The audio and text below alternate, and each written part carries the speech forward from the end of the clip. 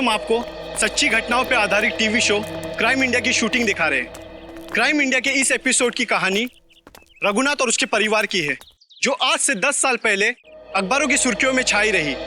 5, 4, 3, 2, 1, action. Welcome friends, आपका स्वागत है क्राइम इंडिया के नए शो में। ये कहानी बहुत ही रोमांचक और रहस्य से भरी है। ये कहानी 10 साल पहले शुरू हुई इस बंगलो से। यहाँ रहते थे मिस्टर रघुनाथ अपने परिवार के साथ। एक खुश परिवार। फिर सारी खुशियाँ एक पल में छिन गईं। 10 साल पहले इसी दरवाजे से रघुनाथ की 21 साल की बेटी अपने घर प्रवेश करती है, जहाँ उसे अपने पिता का सामना करना पड़ता है, जो थोड़े गुस्से में थे क्योंकि जूही अपने दोस्त के बर्थडे पार्टी से लेट वापस आई। पिता की प्रताड़ सुनते ही जूही अपने पिता को समझाने की कोशिश करती है कि पार्टियों में तो अक्सर देर हो सकती है, उसमें इतना अपसेट नहीं होना चाहिए। रघुनाथ अपनी बेटी की बात सुनते ही चिल्लाने लगते हैं। जूही पिता का डर सह नहीं पाती। वो अपनी भरी आंखों से अपने कमरे की तरफ भागती है। कमरा बंद किए बिना खाए पिए जूही सो जाती है। इसका हम नाट्य रूपांतरण करते हैं। मम्मा, पापा, मम्मा, मम्मा, पापा। ये क्या? घर में कोई नहीं है क्या? ऐसा तो कभी नहीं होता है। मम्मी, मम्मी, पापा, ये क्या? यहाँ पर भी कोई नहीं है। कहीं बेडरूम में तो नहीं है। मम्मी, पापा, मम्मी, पापा, ये क्या? कहाँ गए सबके सब? मम्मी, मम्मी,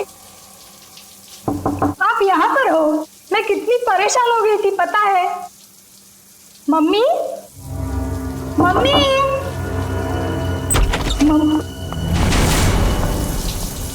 ये क्या? पानी का नल खुला छोड़ के? मम्मी तो ऐसा कभी नहीं करती। मम्मी, पापा, राहुल, राहुल, राहुल, राहुल। अरे राहुल को स्कूल छोड़ने गई होगी मम्मी।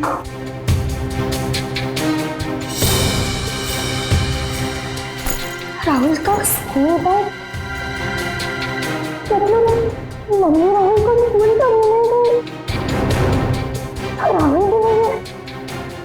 मम्मी, पापा, पापा की गाड़ी।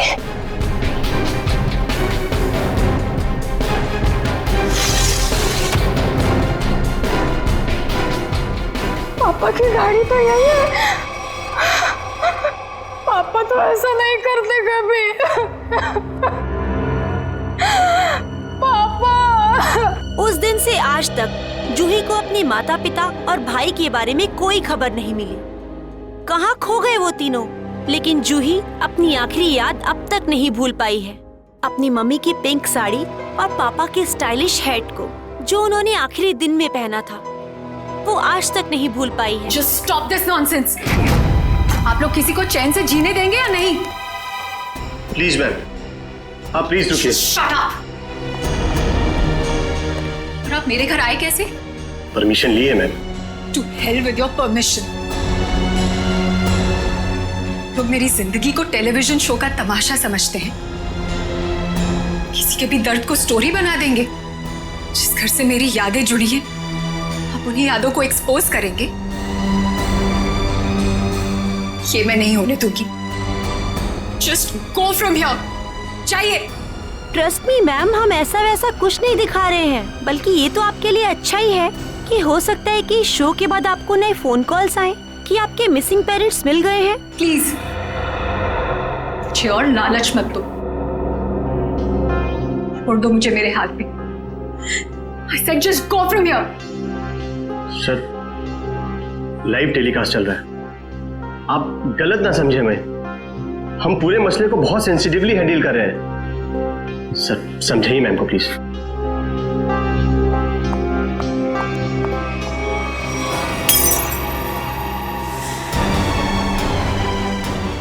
समझाइए ने क्या करिए। तुम लोग जाते हो यहाँ से या मैं अपनी जान लूं? छोड़ो मुझे, छोड़ो मुझे, छोड़ो तुम मुझे। आज अपनी जान लेके दिखाऊंगी। उदय, उदय, कितना खून निकल रहा है। बैकअप, चलो चलो चलो, इन्हें हॉस्पिटल लेके चलो। चल चल।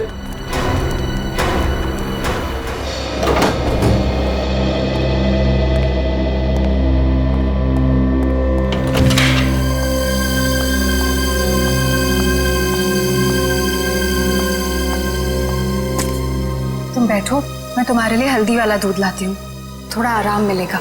छोड़ो आराम आराम, इतनी फिक्र करती हो तो अपने गुस्से को कंट्रोल में रखना सीखो। मरने मारने पर उतर आई उस वक्त। तो फिर क्या करती?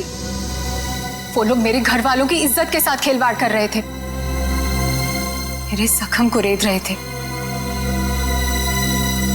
मेरे इमोशंस को कभी समझते ही नहीं हो। ऐसा नहीं है, नहीं समझता मैं तुम्हारे इमोशंस। जूही, मैंने ही कहा था, बहुत हिम्मत वाली लड़की हो। जिस तरह से तुमने इस दुख को समेटा और जिंदगी को फिर राह पर ले आई, कोई और होता कब का टूट जाता। तुम जैसा हमसफर बहुत नसीब से मिलता है। और तुम जैसा हस्बैंड भी हर लड़की को नहीं मिलता। इसी बात पर दूध नहीं, ग्रीन टी हो जाए। ठीक है, बैठो, मैं अभी लाती हूँ।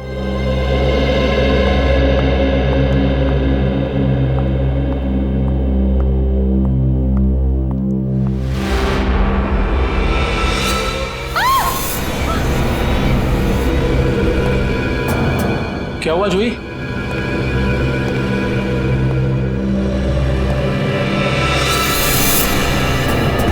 को क्यों लगता है कि ये हैट आपके पापा का है? कोई निशानी, कोई पहचान? ये उनका फेवरेट हैट था। मैंने बचपन से उन्हें यही हैट पहनते देखा था। देखिए जूही जी, प्लीज बुरा मत मानिएगा, लेकिन इससे ये प्रूव नहीं होता कि ये हैट आपके पापा का है। कोई खास दूसरी पहचान, कुछ भी? उदय, इन्हें पापा के वो सारे फोटोज दिखाओ जिनमें उन्होंने यही हैट पहना था।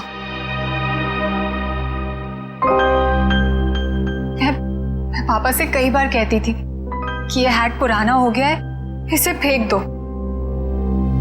पापा कहते थे मेरा सर भी पुराना हो गया है, उसे भी फेंक दूं क्या?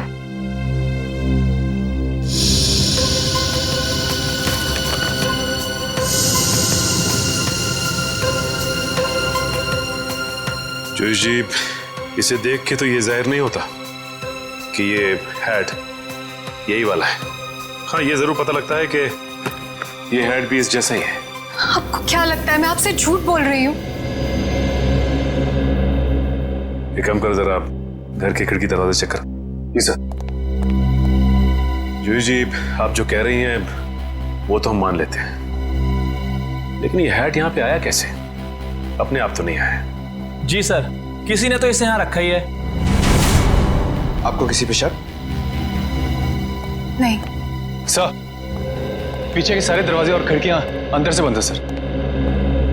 इसका मतलब जो भी अंदर आया उसके पास मेन डोर की चाबी थी। जूही जी, आपने अपने घर की चाबी किसी और को भी दी है क्या? नहीं तो। हाँ, मुझे याद आया। एक्चुअली कुछ दिन पहले शॉपिंग आर्केड में मेरा पर्स चोरी हो गया था और घर की चाबियां भी उसी में थी।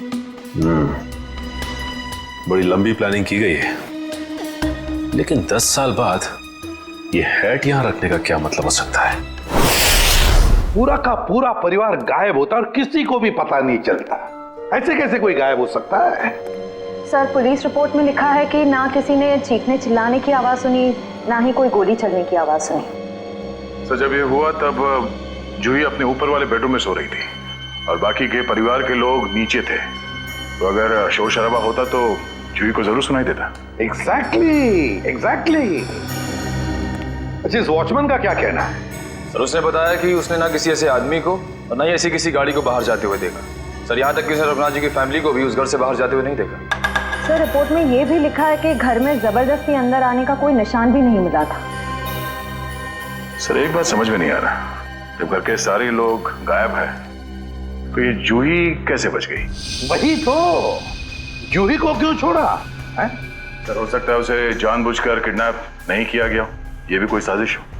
अच्छा, उस हैट पर से कोई उंगलियों के निशान मिले? हाँ सर, उस हैट पे 5 लोगों के उंगलियों के निशान मिले हैं। 2 तो जूही और उसके हस्बैंड के हैं, बाकी के मैच नहीं हुए हैं। जूही और उसके पति की उंगलियों के निशान, हो सकता है 10 साल बाद जब अपने पिता की हैट देखी तो दोनों ने उठाई होगी। सर अखबार की एक कटिंग में लिखा था कि रघुनाथ जी के एक भाई है हिमांशु, जिनसे उनकी ज्यादा बनती नहीं थी। दोनों भाइयों में प्रॉपर्टी को लेकर कोई झगड़ा चल रहा था। अब बाद में हिमांशु ने जूही से कुछ पुराने इन्वेस्टमेंट्स लौटाने के लिए कहा था सर। इस हिमांशु के बारे में पता लगाना पड़ेगा। सर एक और बात पता चली है। क्या? सर जब हम इस केस के फाइल्स लेने गए तो वहां से पता चला कि ये फाइल्स इंस्पेक्टर विजय भी 2-3 दिन पहले लेकर गए थे। इंस्पेक्टर विजय? दया, इंस्पेक्टर विजय तो रिटायर हो चुका है और फिर भी उसे इस केस में दिलचस्पी क्यों? रिटायरमेंट के बाद में तो केस छोड़ देना पड़ता है। नहीं नहीं नहीं नहीं, ये नहीं हो सकता। या तो रघुनाथ जी का केस सॉल्व होगा या तो रिटायर्ड इंस्पेक्टर विजय डिसॉल्व होगा। ये मेरी भी जिद है। और रणजीत, मैं बहुत नजदीक पहुंच गया हूं। किसी भी दिन कमिश्नर के पास पहुंच सकता हूं। सर्विस के दौरान 99 केस और रिटायरमेंट के बाद ये पहला केस, यानी हो गए पूरे 100। रणजीत, मैं बाद में फोन करता हूं। मैं देख के आता हूं क्या गिरा है।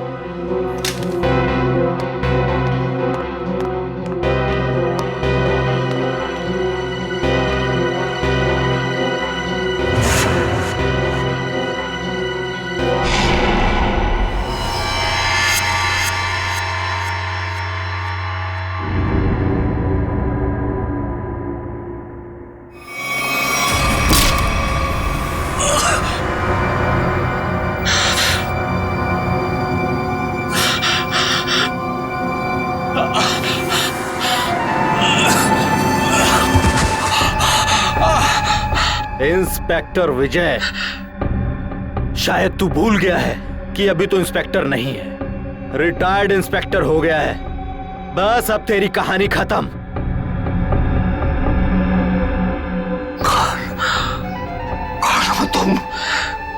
कौन हो तुम? बहुत ठोका था ना मुझे, अभी तक मेरी हड्डियां बोलती हैं। बस अब बस, चार्जशीट भूल जा, फाइल भूल जा। क्यों दबे हुए केस को हवा दे रहा है? बंद कर दे वो केस, बंद कर दे।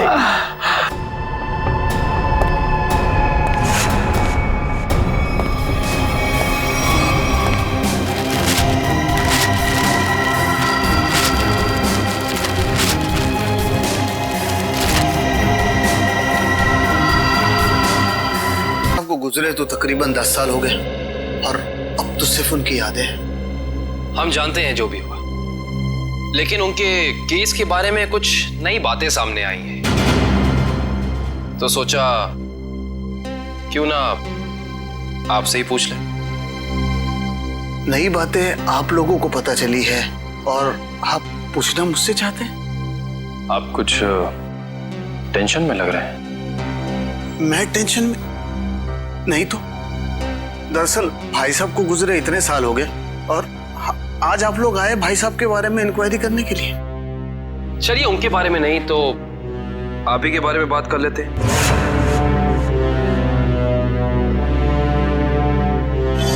कल दोपहर में कहाँ थे आप? कल ऑफिस में था। ऑफिस? रियली? इसमें हैरान होने वाली क्या बात है? आप कल 12 से 3 बजे तक ऑफिस में ही थे। एक्चुअली मैं लंच आवर्स में घर आता हूँ 2-3 घंटा रेस्ट करने के लिए। आपके घर का एड्रेस 54 गुलमोहर रोड है ना? जी नहीं। लेकिन आपकी कार कल उस वक्त उसी बंगले के सामने खड़ी थी। मेरी याददाश्त, दरअसल मैं सठियाने लगा हूं। मैं कल रुक गया था एक दोस्त के यहाँ, वो भी वहीं गुलमोहर में ही रहते हैं। मिस्टर हिमांशु जी, झूठ बोल रहे हैं आप। वहां पे आपका कोई दोस्त नहीं, बल्कि आपकी भतीजी जूही रहती है, समझे आप? इसलिए झूठ बोल के कोई फायदा नहीं है। हम जानते हैं कि आप जूही से मिलने गए थे उसके घर। हाँ, मुझे उससे कुछ काम था। काम था इन्हें? हाँ, फिर आप उससे मिले क्यों नहीं? बल्कि आप तो छिपते छिपाते उसके घर गए, उसके किचन के प्लेटफॉर्म पे उसके पिता रघुनाथ जी की हैट रखी और बड़े आराम से वहां से निकल गए। क्यों? हैट? कौन सा हैट? मिस्टर हिमांशु, आपको लगता है कि आप ऐसी गोल गोल बातें करके सीआईडी से बच सकते हैं? कसम से, ना तो मैं भाई साहब की किसी हैट के बारे में जानता हूं और ना ही उनके लापता होने के बारे में। हिमांशु जी, ये क्या है?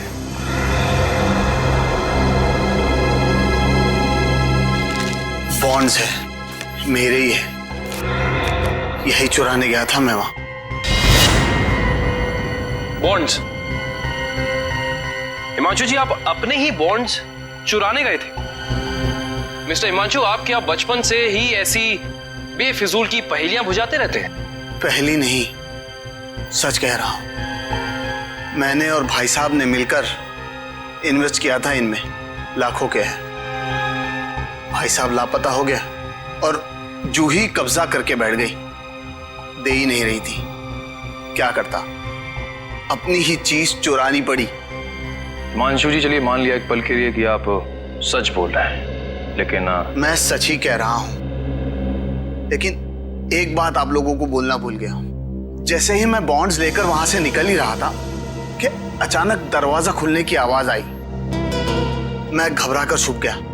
मुझे लगा कि शायद उदय या जूही होंगे, लेकिन कोई और ही था। कौन था? मैं उसका चेहरा तो नहीं देख पाया, सिर्फ पीठ ही देख पाया।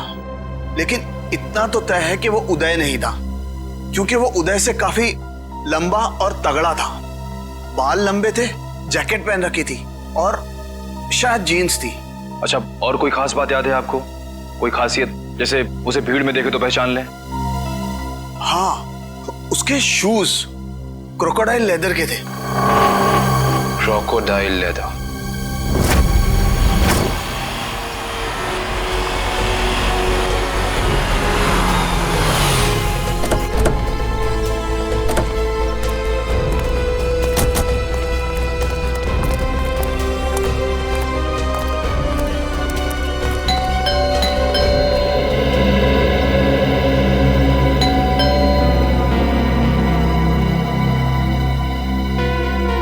विजय, विजय, विजय सर।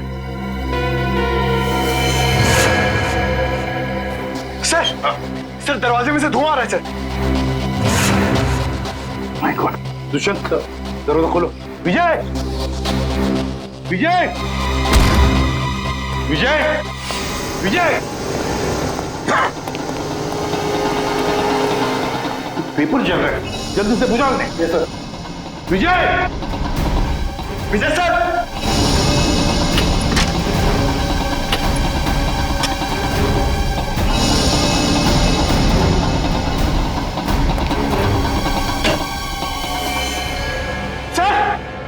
सर जल्दी आइए। क्या हुआ पंकज? Oh my god. विजय,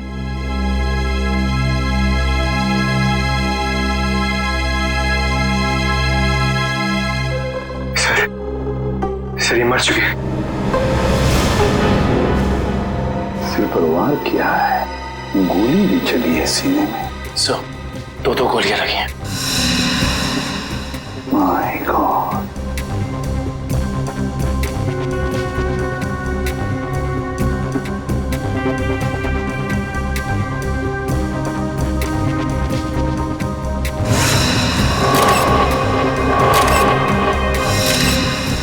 पंकज, पलटाओ इन्हें।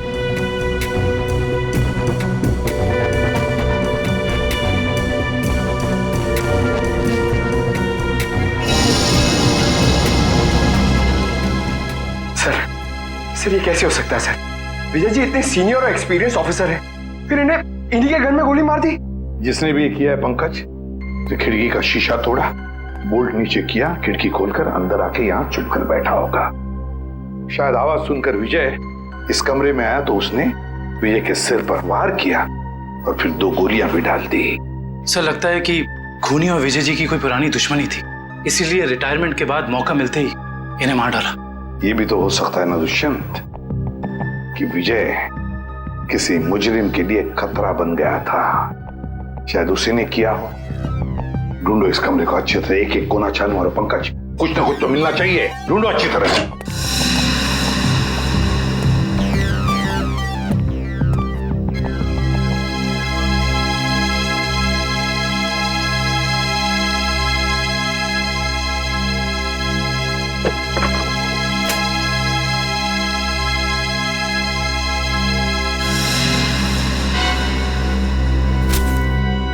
सर हाँ ये देखिए, रघुनाथ जी की केस फाइल, लेकिन इसमें कोई पेपर नहीं है सर। बाकी सब केस फाइल के पेपर्स हैं। ये देखिए सर, सब में पेपर्स हैं सिवाय इसके। तो भी दुष्यंत, इसका एक ही मतलब है, इसके अंदर जो पेपर्स है वो वहां जलाए जा रहे थे। कोई नहीं चाहता था कि रघुनाथ के केस के बारे में हमें कुछ पता चले। सर हाँ सर, विजय जी का मोबाइल मिला और आखिरी कॉल उन्होंने किसी अनुज को किया था। तो फोन करो इस अनुज को।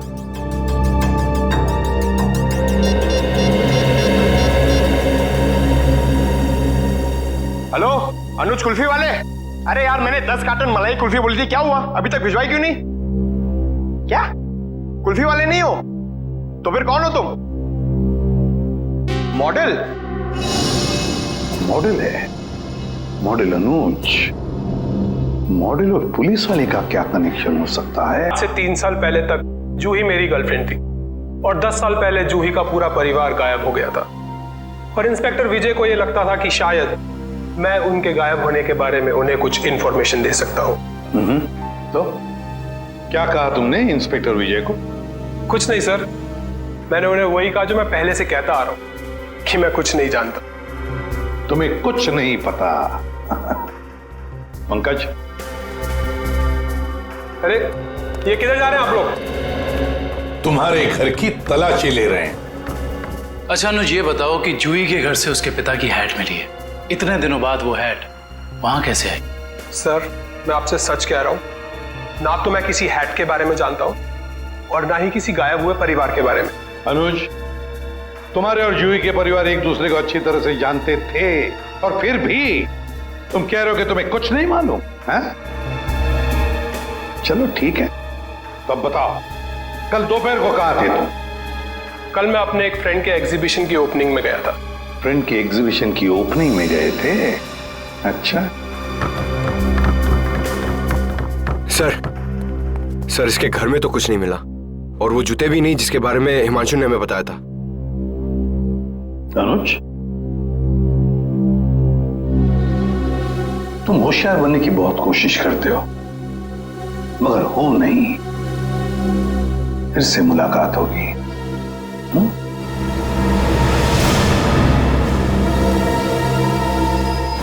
तो समझ में नहीं आ रहा ये आदमी चाहता क्या है। जो एक तरफ वो जूही के घर में हैट रखता है और दूसरी तरफ विजय को मारकर केस के फाइल्स, पेपर्स और फोटोज मिटा देता है। क्यों? लगता है उसे पता चल गया था कि विजय जल्दी अपराधी को पकड़ने वाला है, लेकिन एक बात समझ में नहीं आ रही है कि उसने रघुनाथ की हैट जूही के घर में क्यों रखी? क्या सोच रहा है वो? कोई ना कोई चाल तो जरूर है दया, इसके पीछे कोई ना कोई चाल तो है। ये केस कुछ ज्यादा ही उलझा हुआ है सर। वैसे विजय के काम करने के तरीके को मैं अच्छी तरह से जानता हूं। वो सारे के सारे अंडे एक ही टोकरी में कभी नहीं रखता। इन्वेस्टिगेशन की अलग अलग कड़ियां वो अलग अलग जगह पर रखता था। सर विजय के सारे रिलेटिव्स से पता किया, किसी को भी मालूम नहीं है कि वो कर क्या रहा है। उसके मोबाइल से कुछ पता चला है? नहीं सर, कुछ पता नहीं चला।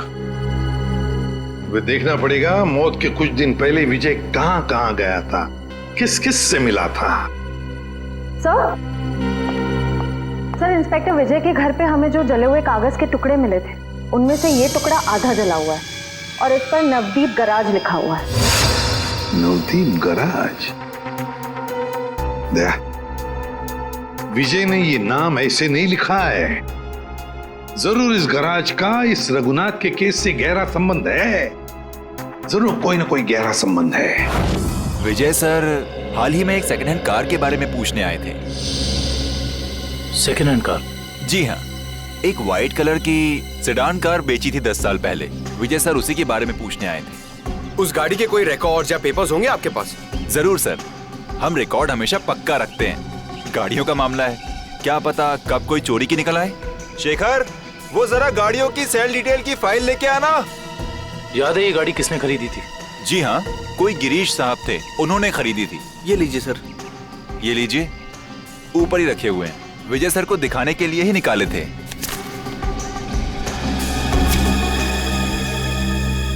ये देखो, ये कार 14 अप्रैल 2004 को बेची गई थी। रघुनाथ जी के गायब होने के ठीक 2 दिन पहले सर? राइट। इसका मतलब है कि इस कार को रघुनाथ जी फैमिली के गायब होने के बीच कोई ना कोई ताल्लुक जरूर है। मतलब सर, विजय जी ने गाड़ी तक पहुंचने का जो रास्ता चुना है वो जरूर रघुनाथ जी तक जाता होगा। एक काम करते हैं, पहले तो आरटीओ से ये पता करते हैं कि ऐसी किसी कार का रजिस्ट्रेशन हुआ था या नहीं, और विजय जी के मोबाइल पोजीशनिंग रिकॉर्ड से ये पता करते हैं कि पिछले दिनों वो कहाँ गया था। हो सकता है इस केस को सॉल्व करने में हमें कोई मदद मिल जाए। सर, ये लैटिट्यूड 345 नॉर्थ और 213 ईस्ट है। सर, एग्जैक्ट वही लोकेशन है जो विजय जी के मोबाइल फोन में स्टोर है। सर, विजय जी इस जंगल में यहाँ आए थे, लेकिन उन्हें यहाँ मिल के सकता था। करण वो जरूर इस केस से जुड़े हुए कुछ सबूत ढूंढने के लिए यहाँ आया। ये भी तो हो सकता है कि वो उस सफेद गाड़ी के पीछे आया हो। लेकिन सर, ये जंगल बहुत दूर तक फैला हुआ है, कई किलोमीटर तक। ऐसे में इस जंगल की कॉम्बिंग कर पाना थोड़ा मुश्किल होगा सर। हाँ, मुश्किल हो सकता है, मगर नामुमकिन भी तो नहीं। दिव्या, ये कितना एरिया छान मारा था उसने? सर, यहाँ से 200 मीटर के घेरे में। 200 मीटर? बस तो फिर फैल जाओ चारों तरफ।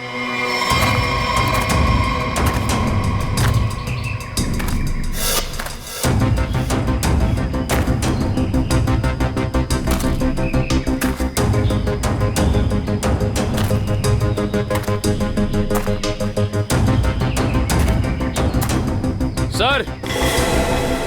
हाँ हाँ निखिल।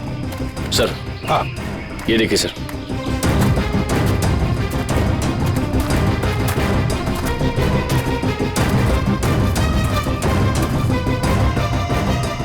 MS01 Y 5371।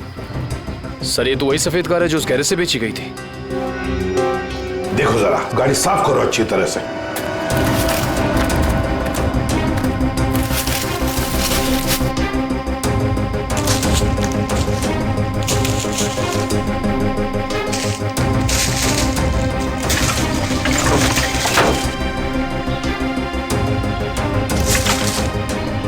साफ करो, अच्छी तरह से साफ करो।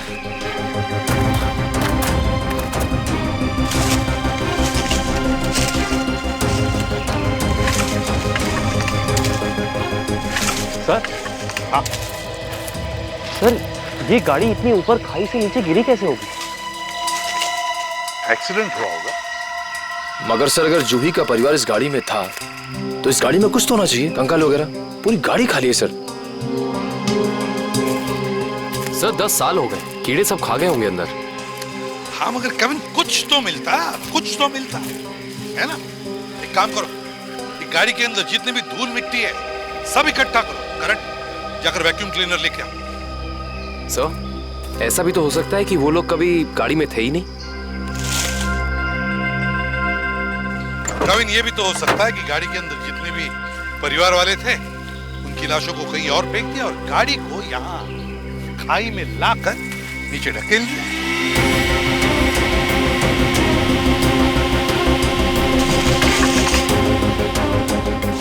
सर। हाँ। ये देखिए सर, लॉकेट। सर, ये तो जूही की माँ का लॉकेट है। बिल्कुल ऐसा ही लॉकेट मैंने उन्हें एक फोटो में पहने हुए देखा।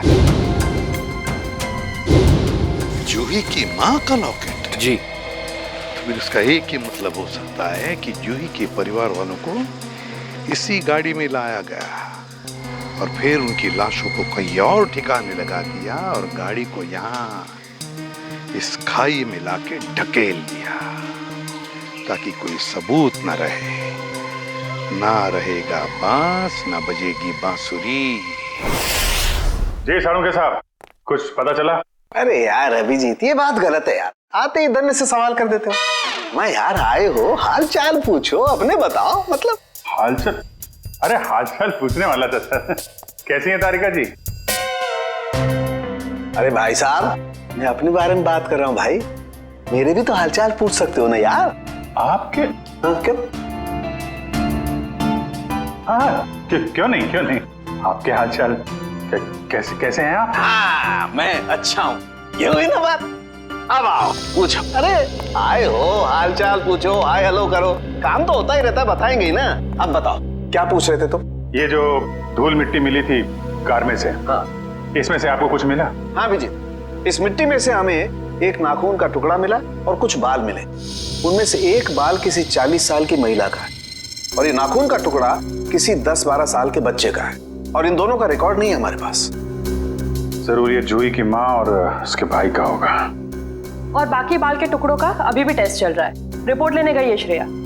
सर, पता चला है कि रघुनाथ जी की फैमिली के गायब होने के कुछ दिन पहले ही उन्होंने अपने खास एम्प्लॉई मुकेश को नौकरी से निकाल दिया था। मुकेश? कहीं सबके पीछे इस मुकेश का हाथ तो नहीं? सर, जो बाल के टुकड़े टेस्ट के लिए गए थे उनमें से एक बाल का डीएनए मैच हो गया है। किसका? भानु नाम है उसका, अंडरवर्ल्ड का कॉन्ट्रैक्ट किलर है, सुपारी लेके मर्डर्स करता है और कई मर्डर केसेस भी चल रहे हैं उस पर। भानु?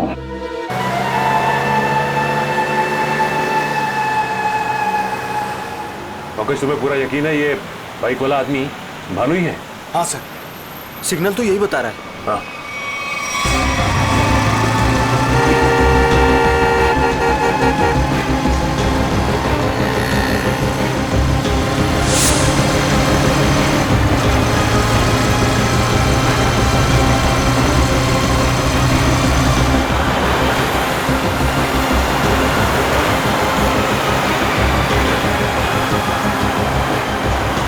अचानक गायब कहाँ हो गया? दिखाई नहीं दे रहा।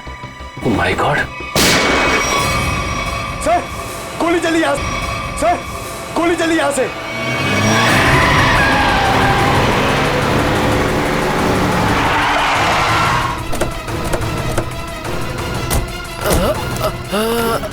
बताओ भानु, कैसे हुआ ये सब? बोलो भानु, कैसे हुआ? बोलो Bhanu. Tiger point. Tiger point पे क्या Bhanu? Bhanu! Oh my God! ये तो मर चुका है।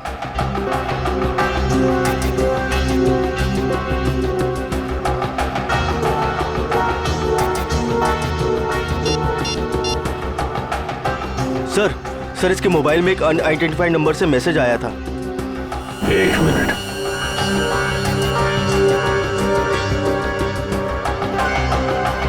मैसेज? एक काम करो, पता लगाओ कि ये नंबर है किसका। रघुनाथ जी की कंपनी में 20 साल पूरे काम किया हूं मैं। फ्लोर मैनेजर था, प्रोडक्शन, लेबर सब मैं ही संभालता था। तो तुम्हें नौकरी से क्यों निकाल दिया मुकेश? जी सच तो ये है कि दोनों पार्टनर्स में यानी कि कुमार साहब और रघुनाथ जी के रिश्तों में दरार आ गई थी। दरार? इस दरार की वजह क्या थी? जी वो कुमार साहब को लगा कि रघुनाथ जी उनके साथ कुछ धोखा कर रहे हैं चोरी छिपे कुछ डीलिंग्स भी कर लेते हैं और इसलिए कुमार ने तुम्हें रघुनाथ पर नजर रखने के लिए कहा। जी हाँ, मैं रघुनाथ जी की हर खबर कुमार साहब को देता था। वो किससे मिलते हैं, क्या डील करते हैं, क्या लेन देन है, सब। और जब रघुनाथ ने तुम्हें पकड़ लिया ये सब करते हुए तो उन्होंने तुम्हें काम से निकाल दिया। जी हाँ। और उसके ठीक 1 साल बाद में कुमार जी और रघुनाथ जी ने अपनी पार्टनरशिप खत्म कर दी। जी हाँ, ये तो होना ही था। अच्छा, वैसे इंस्पेक्टर विजय क्या जानना चाहते थे तुमसे? जी वो कुमार साहब के एक्सीडेंट के बारे में पूछने आए थे, जिनमें उनकी बच्ची और बीवी भी चली गई थी। और इंस्पेक्टर विजय को ऐसा लगता था कि ये एक्सीडेंट नहीं बल्कि एक मर्डर है। और जब पार्टनरशिप रही नहीं तो मर्डर की भी बात नहीं आती? जी दोनों पार्टनर अलग भी इस तरह हुए जैसे रजामंदी नहीं थी। और फिर दोनों एक ही बिजनेस में कंपटीशन करने लगे, और वो भी इस तरह के जैसे एक दूसरे को बर्बाद कर देंगे। और हाँ, कुमार साहब की मौत के बाद सबसे ज्यादा तरक्की और फायदा रघुनाथ सेठ को हुआ। कुमार की मौत का सबसे ज्यादा फायदा हुआ रघुनाथ को। सबसे ज्यादा फायदा।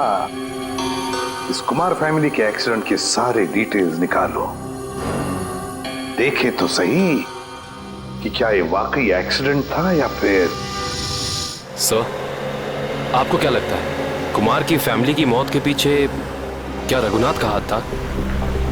कविन, रघुनाथ को बिजनेस में कुमार से फायदा हुआ, इसका मतलब ये नहीं कि रघुनाथ ने कुमार को मारा होगा। Okay, thank you so much. लेकिन क्या पता चला एक्सीडेंट के बारे में? सर, मिस्टर कुमार हर रोज की तरह ऑफिस से घर पहुंचे। घर से वो लोग एक रिसोर्ट के लिए निकले। उनकी पत्नी ने एक सरप्राइज वेकेशन प्लान किया था, क्योंकि अगले दिन मिस्टर कुमार का बर्थडे था। वो लोग उसी रिसोर्ट पे बर्थडे सेलिब्रेट करने वाले थे। जब ये जा रहे थे, इनका बच्चा भी इनके साथ में था, और उसी दौरान ये एक्सीडेंट हुआ। किस्मत भी अजीब खेल खेलती है, जहाँ एक पल खुशियाँ थीं, अगले ही पल मातम छा गया। सर, लेकिन ये एक्सीडेंट हुआ कैसे होगा? गाड़ी का अचानक ब्रेक फेल हो गया। मिस्टर कुमार की गाड़ी की स्पीड बहुत तेज थी, वो गाड़ी को काबू में नहीं कर पाए और गाड़ी लुढ़कते लुढ़कते खाई में जा गिरी। कार के ब्रेक्स अचानक फेल हो गए। अचानक, बड़ी अजीब बात है। सर, गाड़ी बिल्कुल नहीं थी। मिस्टर कुमार ने एक हफ्ते पहले वो गाड़ी खरीदी थी, तो ब्रेक फेल होने का सवाल ही पैदा नहीं होता सर। वही तो सर, ऐसा भी तो हो सकता है कि कुमार की ही फैमिली के किसी मेंबर ने रघुनाथ की फैमिली से बदला लेने के लिए ये सब किया हो। कुमार परिवार की मौत के 20 साल बाद कौन बदला लेना चाहता है? जहां पर एक्सीडेंट हुआ वहां पर मिस्टर एंड मिसेस कुमार की लाश मिली थी, बच्चे की लाश नहीं मिली है ना?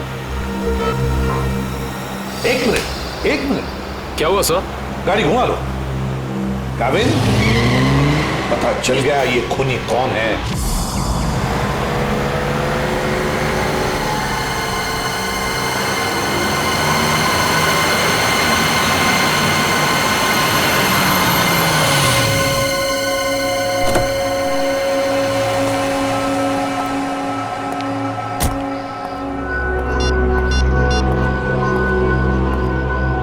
हेलो, हाँ मैं पहुंच गया हूँ 42 माइलस्टोन के पास।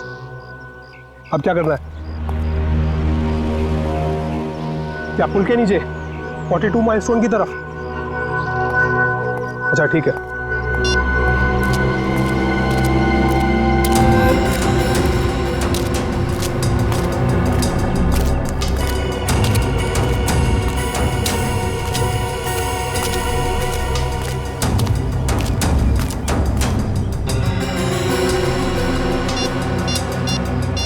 हेलो, हाँ आप किधर आना है? ये लेफ्ट राइट क्या लगा रखा है? पागल समझ रखा है क्या?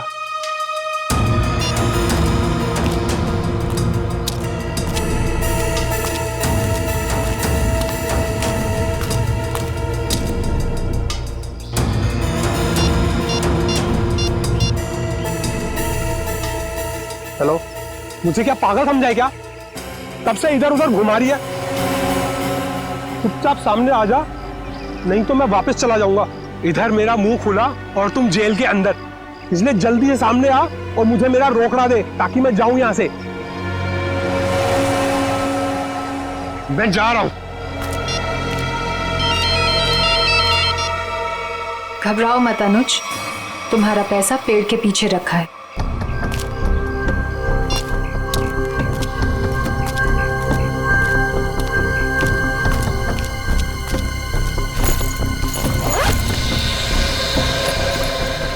वाह रे वाह, क्या तकदीर है मेरी। तो जैसे सोने के अंडा देने वाली 2-3 और मुर्गियां मिल जाए तो लाइफ सेट। कहो तुम मेरी चिंता मत करो अनुज, वादे के मुताबिक ये तुम्हारी आखिरी पेमेंट है। अरे बेवकूफ, सोने का अंडा देने वाली मुर्गी को कभी छोड़ता है कोई? अनुज भूलो मत, तुमने वादा किया था। अरे एक ब्लैकमेलर की बात पे तुमने यकीन कर लिया। चलो, थैंक यू।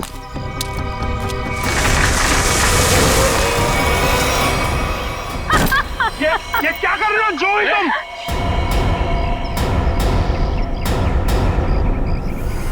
तुम क्या समझते हो अनुज? तुम मुझे ब्लैकमेल करते रहोगे और मैं सहती रहूंगी? हमसे उस्तादी बहुत भारी पड़ेगा तुमको। Shut up. यहाँ वही होगा जो मैं चाहूंगी। सोचो अनुज, अगर मैं तुम्हारा मर्डर करवा दूं, तुम्हारे टुकड़े टुकड़े करके चील कौओं को डलवा दूं, तो यहाँ तो किसी को इस बात की हवा तक नहीं होगी। जैसा तुमने अपनी फैमिली के साथ किया था। एक बात याद रखना, जो आदमी शर्ट सिलवाता है वो उसके अंदर बटन की जगह भी छोड़ता है। अगर मैं मरा तो मेरा एक पैकेट सीआईडी को पहुंच जाएगा और फिर तेरा डम डम डिगा डिगा। Just shut up। तू क्या समझता है तू झूठ बोलता रहेगा और मैं मानती रहूंगी? तू जैसा लालची इंसान अपने नुकसान के लिए कुछ नहीं करेगा। ये क्या है ये? जुई, ट्रिगर दब जाएगा, इसको नीचे कर। जुई, तमंचे को नीचे कर प्लीज, इसको अंदर डालो, ट्रिगर दब जाएगा जुई।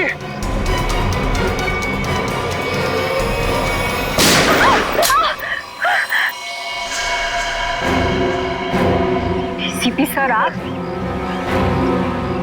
तो आखिर आपको पता चल ही गया। खिलौना तुम्हारे हाथों में अच्छा नहीं लगता। अपने लोगों को कह दो चुपचाप हमारे हवाले हो जाए। देख क्या रहे हो? भूल दो एसीपी को।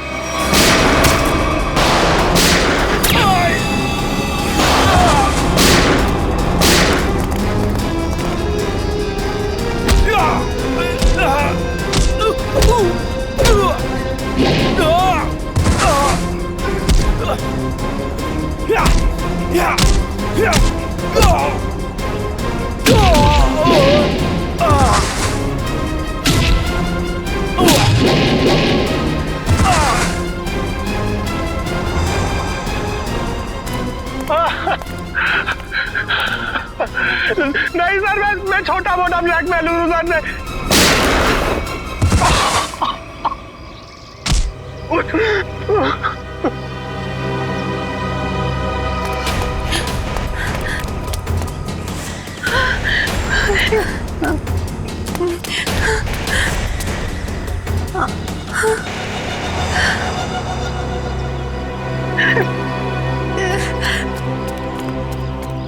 देखो इस प्यारी बिटिया को जिसने अपने माता पिता का खून कर दिया। बताओ क्यों मारा तुमने अपने माता पिता को? वो मेरे माता पिता नहीं थे, उन्होंने सिर्फ मुझे गोद लिया था। मेरे असली पापा मिस्टर कुमार थे, जिनकी मौत एक कार एक्सीडेंट में हुई, और वो एक्सीडेंट रघुनाथ ने करवाया था। और अपनी माता पिता की मौत का बदला लेने के लिए तुमने रघुनाथ और उसकी बीवी को मारने का प्लान बनाया, और उसके लिए तुमने भानु को पैसे भी दिए, है ना? हाँ, और भानु ने उस काम को पूरा अंजाम दिया। उसके बाद तुमने भानु के हाथों विजय जी को मरवा दिया, और फिर भानु को भी अपने रास्ते से हटा दिया। हाँ, क्योंकि मैं अपने खिलाफ कोई सबूत नहीं छोड़ना चाहती थी। तो सारे इल्जाम अनुज पर आ जाए, है ना? और अनुज, तुम जूही के घर पे रघुनाथ जी की हैट रख के तुमने एक बंद केस को खोल दिया। चोर चोर मौसेरे भाई, वाह रे वाह। लेकिन एक बात याद रखना, मुजरिम चाहे कितना भी चालाक हो, उसका आखिरी ठिकाना तो जेल की चार दीवारी में भी होता है। अब जेल की सलाखों के पीछे सड़ते बैठना फांसी का ऑर्डर आने तक